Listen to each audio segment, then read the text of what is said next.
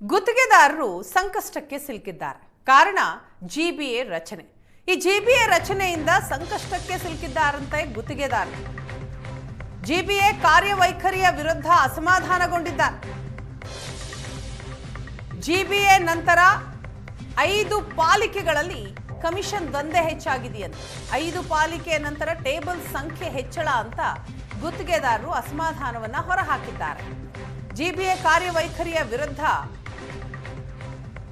ಅಸಮಾಧಾನಗೊಂಡಿದ್ದಾರೆ.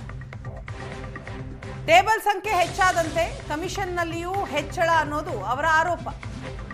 GBA ಗುತ್ತಿಗೆದಾರರ ಸಂಘಟನೆಯ ಅಧ್ಯಕ್ಷ ಮಂಜುನಾಥ್ ಆರೋಪ ಮಾಡಿದರು. 2022ರ ಡಿಸೆಂಬರ್ನಿಂದ ಜಿಬಿಎ ಗುತ್ತಿಗೆದಾರರ ಬಿಲ್ ಅನ್ನ ಬಾಕಿ ಉಳಿಸಿಕೊಂಡಿದೆ. 2800 ಕೋಟಿಗೂ ಅಧಿಕ ಬಿಲ್ ಬಾಕಿ ಇದೆ. ಕರ್ನಾಟಕ ಗುತ್ತಿಗೆದಾರರ ಸಂಘದ ಜೊತೆ ಸೇರಿ ಹೋರಾಟಕ್ಕೆ ತೀರ್ಮಾನ ಕೂಡ ಆಗಿದೆ ಅಂತ ಹೇಳ್ತಾರೆ ಮಂಜುನಾಥ್. ನಮ್ಮ BBMP ಇದ್ದಾಗಿಂದನೂ 2,3,4,000 ಕೋಟಿ ಏನು ಬ್ಯಾಲೆನ್ಸ್ ಉಳಿಸ್ಕೊಂಡು ಕೂಡ ಇವರು ಅದನ್ನು ಬೆಂಗಳೂರನ್ನ ಒಡೆದು 5 ಭಾಗ ಮಾಡಿದ್ದಾರೆ. 5 ಭಾಗ ಮಾಡಿ ಒಂದು ಬ್ಯಾಲೆನ್ಸಿಂಗ್ ಆಗಿ ಇಂಬ್ಯಾಲೆನ್ಸ್ ಆಗಿದೆ. ಈಗ ಈಸ್ಟು ನಾರ್ತ್ಗೆ ಒಂಥರ ಆಗಿದೆ, ಸೌತು ವೆಸ್ಟ್ಗೆ ಒಂಥರ ಆಗಿದೆ, ಸೆಂಟ್ರಲ್ಗೆ ಒಂಥರ ಆಗಿದೆ.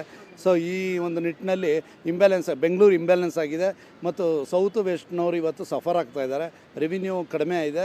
ಅಲ್ಲಿ ನಮಗೆ ಪೇಮೆಂಟ್ ಕೊಡಲಿಕ್ಕೆ ಕಾಸಿಲ್ಲ, ಇದು ಸ್ಯಾಲ್ರಿ ಕೊಡಲಿಕ್ಕೆ ಕಾಸಿಲ್ಲ, ನಿಮ್ಗೆ ಎಲ್ಲಿಂದ ಪೇಮೆಂಟ್ ಕೊಡೋದು ಅನ್ನೋ ಅಧಿಕಾರಿಗಳ ಆರಿಕೆ ಉತ್ತರ ನಮ್ಮನ್ನು ಕಂಗಾಲಾಗಿ ಮಾಡಿದೆ. ಇವತ್ತು ಗುತ್ತಿಗೆದಾರರು ತುಂಬ